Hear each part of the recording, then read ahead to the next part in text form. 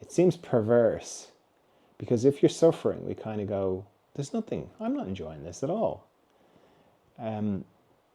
So we never ask the question, what could I be getting out of this? And you never get an answer to a question that you've never asked.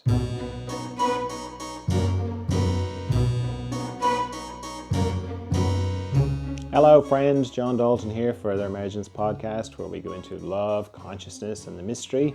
And in this episode, we're going into the wisdom of joy, radically transforming the world, responsibility and suffering, and people pleasing.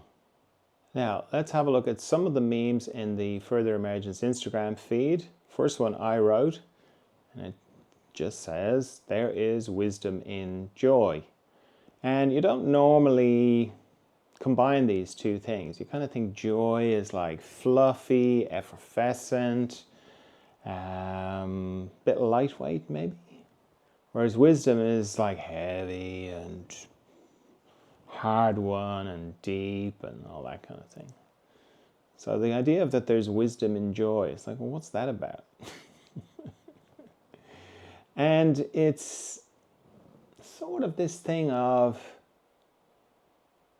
it's a little bit like the cosmic joke, but it's meaning, when you get right into it, we take things very, very seriously. But when you get right into it, everything's a little bit ridiculous. Like, deep dreamless sleep. We go into deep dreamless sleep every night and everything disappears, and we don't we don't think that's like noteworthy or significant, or that it kind of is showing us that our problems are not as big of a deal as we think they are. And we're not as big of a deal as we think we are, because we disappear too. Our personality, our memories, our cherished things. Like if you've ever been heartbroken and you eventually fall asleep, where's the heartbreak gone? If you're grieving, deep dreamless sleep, where's it gone? Where's the grief gone? All the things, your ambition, who you are, you most cherished things go every night, and it doesn't bother us. So there's something in joy that reminds us of this. And that's not like, oh, you have to make joy the focus of your life. No, I don't mean that. I don't mean that at all. But it's to not trivialize joy when it's there, and to put it in its correct place, because we're kind of conditioned to think, well, work hard, get a good job, make the money, be a responsible citizen. There's so many things going on in the world we have to have an opinion about. And joy, yeah, maybe in our spare time. Maybe just, I don't know, if it happens. But it's not necessary for life, kind of thing. And it's certainly, being joyous, it's not very deep and meaningful. But it is. It actually is. If we see it for what it is, that there is great wisdom in joy. Because when you are in joy, you kind of get it. You kind of get how ridiculous everything is, how beautiful everything is, how profound everything is. And you're just in that kind of flow moment of joy. So as I say, I don't mean like you have to go and cultivate it. You have to go and make yourself be joyous. That's like trying to make yourself be spontaneous. It's kind of contradictory. But to appreciate it for what it is, and that it's very valuable, and that it's a little insight into the profundity of this thing we wake up into every day, the profundity of life. Now, the next one says, you have to act as if it were possible to radically transform the world, and you have to do it all the time. And that's by Angela Davis. Completely contrary to what we're conditioned to think. We're kind of conditioned to think we're small, we're insignificant. One little thing, what we do, doesn't make any difference. and we can't change things, and the structures are solid, and we just have to try and not get crushed under them, and have to look on in horror as other people get crushed under them. And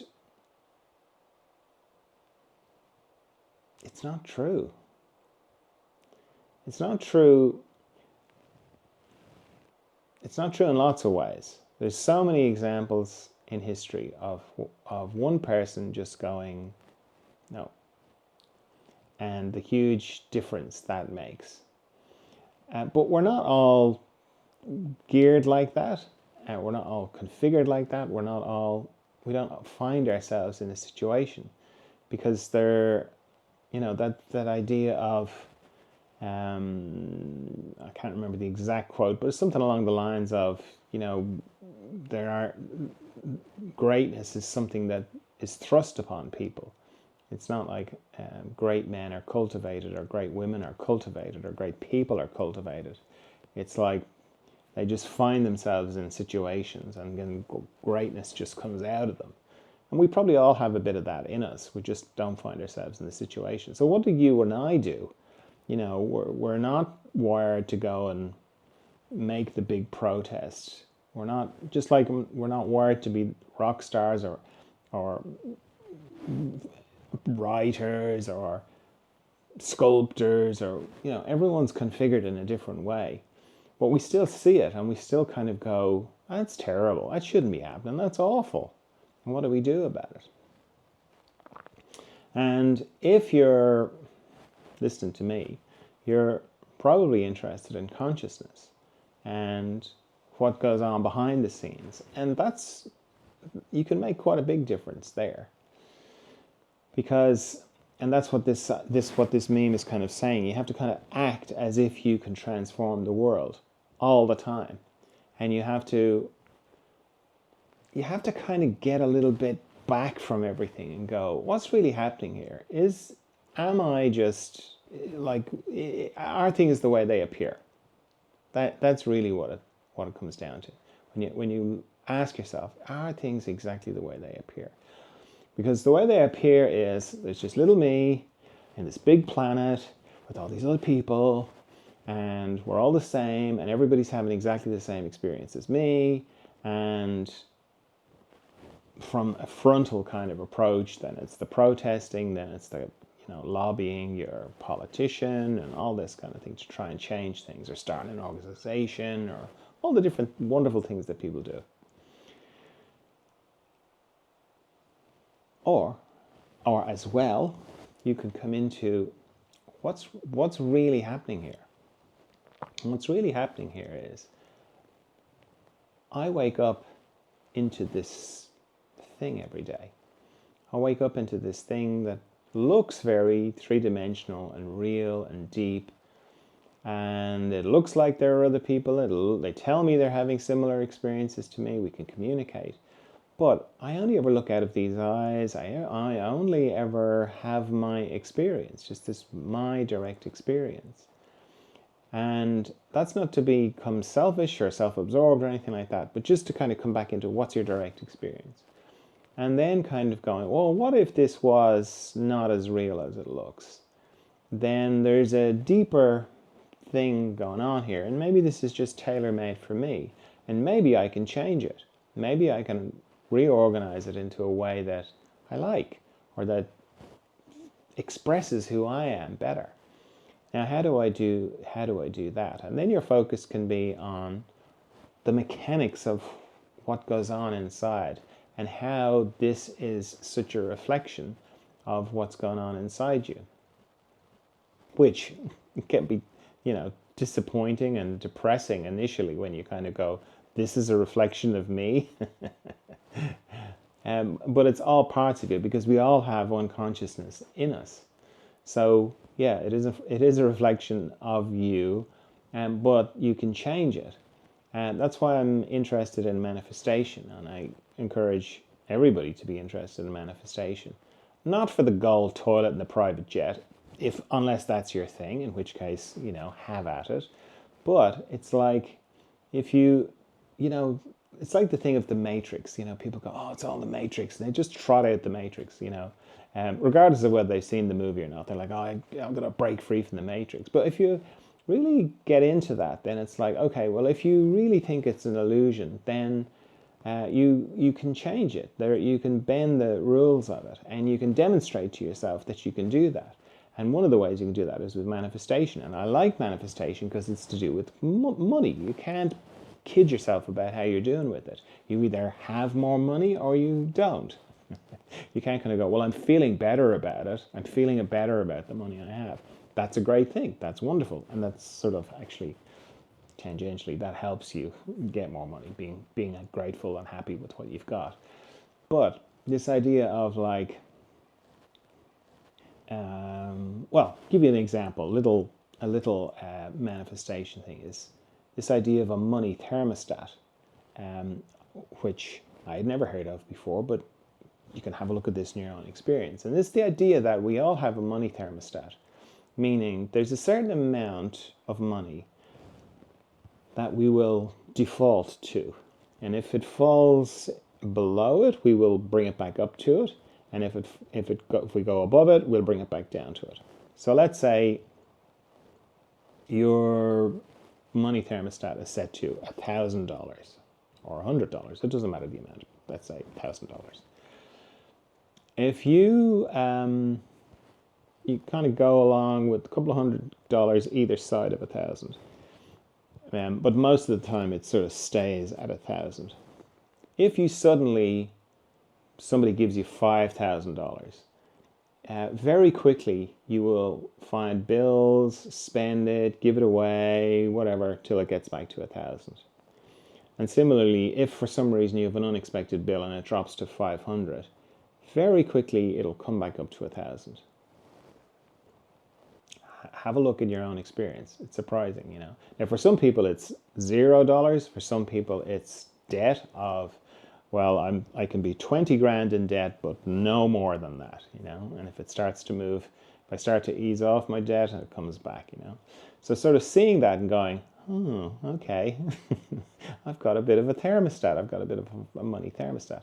Then you can begin to slowly increase the thermostat. Because that's one of the things about changing reality is you kind of have to get used to it. You can't just suddenly, crank up your thermostat, for example, because that is changing your reality too much. And we have this kind of self-corrective thing inside us to do with orientation. It doesn't care about the content of things, meaning a thermostat's this. It only cares about where it's at. And this applies to everything to do with yourself and how you know yourself to be in your reality. If you change it too dramatically, like to do with money, the classic thing of people winning the lottery and very quickly they're back to where they were before. Or more similarly, people going on a very intensive 3-day personal development training, they have big cathartic releases and they're free and they're, and then within a month or two, they're back where they were. Now, that's nothing to do with, they want to have the shame back or they want to have the financial situation back. It's to do with orientation and to do with reality. It's actually a demonstration of how we create our reality, because we have to keep resetting back to where we are used to or what we are oriented with. So that's why growth, slow growth, is sustainable, and you can see it in nature. You don't put a seed in the morning, unless you're Jack and the Beanstalk. You don't put a seed in the ground in the morning, and then the next morning you come out and there's a big tree there. It slowly grows, and it's like, in my one-to-one work with people and their health, we grow into ill health and we grow out of it. One of the things I have to help people a lot with is if you're in a lot of pain, you're like, I want the pain to stop now, but it's like, well, it took you 5 years to get to this point. I'm not saying it's going to take you 5 years to get out of it, but it won't just change overnight, or it could, but it'll snap back. But then if you do it slowly and grow into it, then yes, then it'll be sustained and then it'll stay. So these are just like, that's why I'm saying manifestation is great, because you can, it's not to do with pain and whatever, but it's tangible and you can kind of grow into it. And then when these things accumulate, so you can start off with just money or something very tangible like that. And if you demonstrate it to yourself enough, it slowly means, okay, so maybe I could, maybe locally I could change it so that this kind of pollution thing that's happening, or this injustice thing that's happening, maybe that could improve. Maybe I could make it better, because I've grown into this confidence of, yeah, I can I can do that. So rather than kind of swinging for the fences, which is really kind of, it defeats the purpose, because you try for the big thing and fail, and then you go, well, that didn't work. It's much better to sort of hit the target you can hit. Like if you wanted to become a great archer, I used to do archery years and years ago. If you want to become a great archer, you don't start off trying to hit the 90-meter thing. I saw somebody posted this thing on the Olympics about, where the archers were shooting from, and then they kind of panned across to how far the target was away.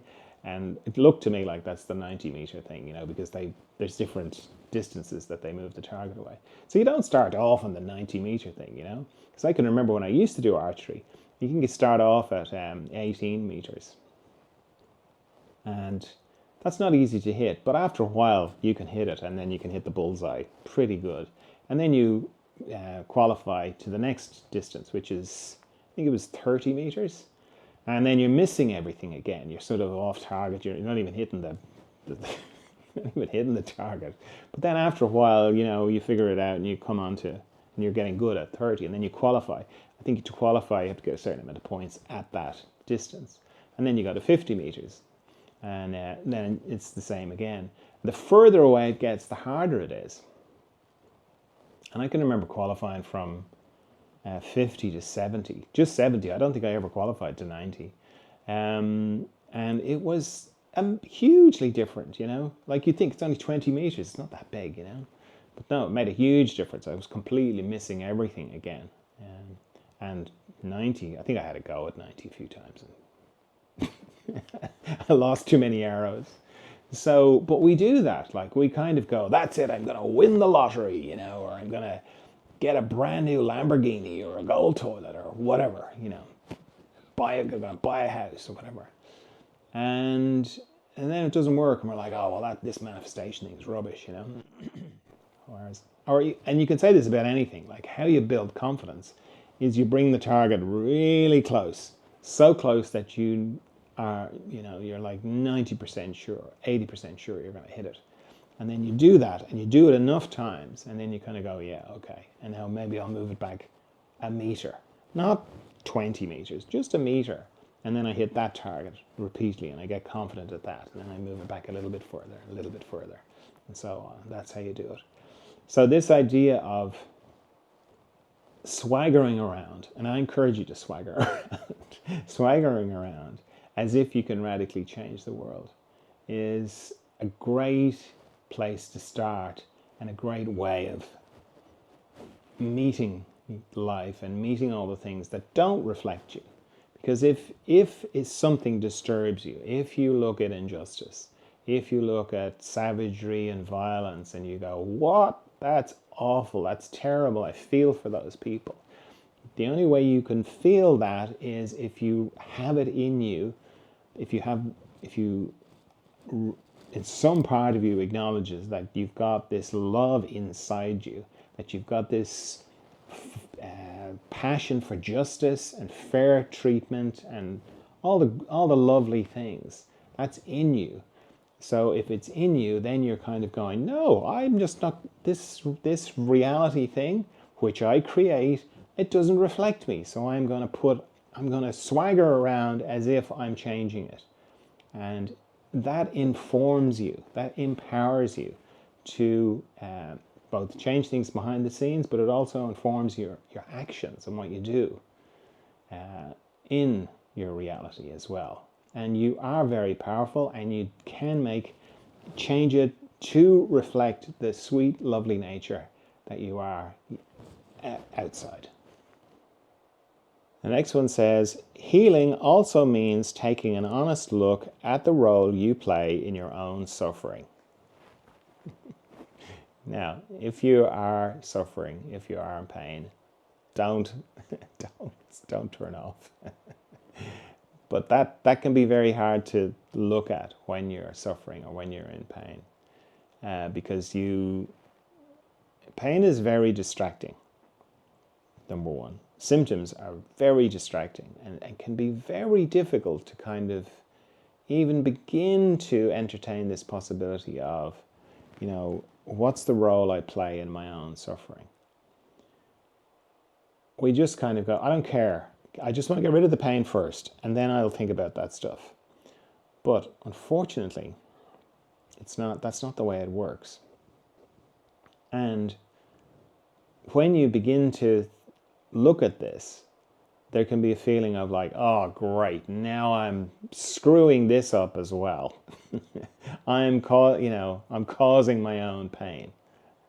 That's not going to help you either, to go into that, because that's just another way of not really looking at it. So you've got to kind of look at it in a very neutral way, a very objective way, without giving yourself a hard time about things, which is not easy to do at all, particularly, as I say, if you're in pain and it's very distracting. But you kind of have to do it. I'm not making the rules here. It's just my observation. I've worked with like many, many, many people in lots of pain, and this is not the first thing I'd say. It's not the first. This wouldn't come up in the very first session that we have. Right? Well, what are you doing to create your own suffering? I mean, that's not helpful at all.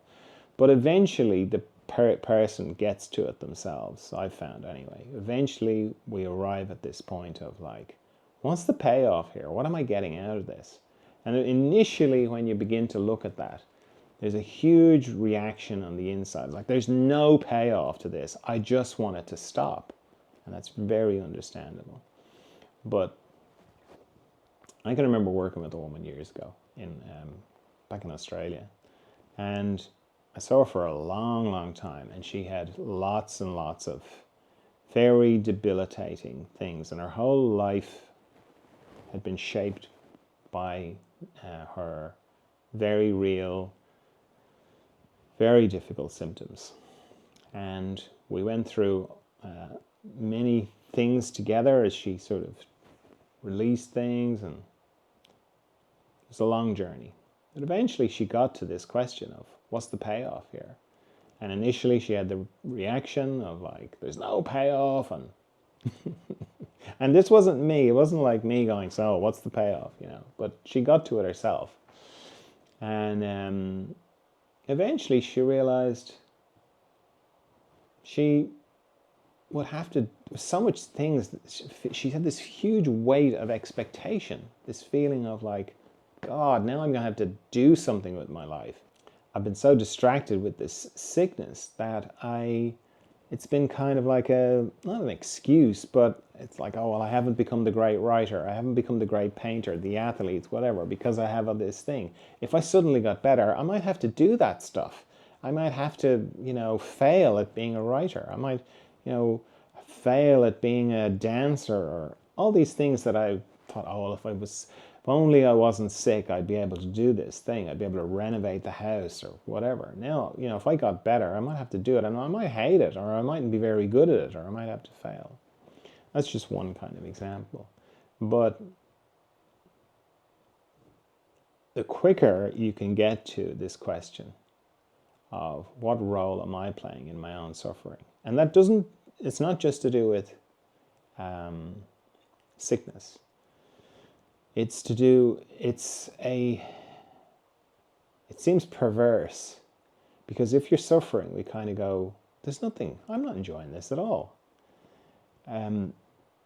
So we never ask the question, what could I be getting out of this? And you never get an answer to a question that you've never asked. And there's a lot, it's surprising actually what you can discover when you start to answer that question or ask that question. about what role am I playing in my own suffering, whether that's financial suffering, romantic suffering, any kind of suffering. But it's not easy to ask, and it's not to be asked without compassion, and certainly not to be asked of another person. That's just cruel. It's not like, you can kind of go, well, what are you getting out of this? It's not your place. It's not anyone's place. It's just for us.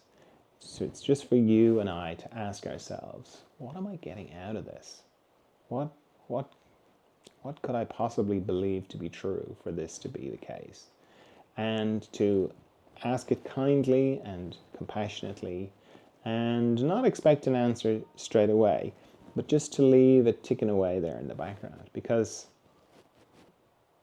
the unconscious part of our mind, it's going to be doing something anyway, so you may as well give it something to do. It's like, here, I've got a question. Could you work away on that in the background? And then, you're in the shower and suddenly two dots connect that weren't connected before, or you're driving somewhere and suddenly, or somebody says something and suddenly a penny drops and you're like, oh, wow. And it's like you've got to change your life then. It's not like suddenly you've got to go and do something, Consciousness is a powerful force, or it's just powerful. So once you become conscious of something, it just starts to change anyway. So it's a very good question to ask, but you have to be very careful about how you ask it. And as I say, never ask it of another person, but for yourself. What role am I playing in my own suffering? It's very illuminating. All right, that's all I have for you this time. I trust you're well. I trust you're of good cheer. I'll talk to you again soon. Bye.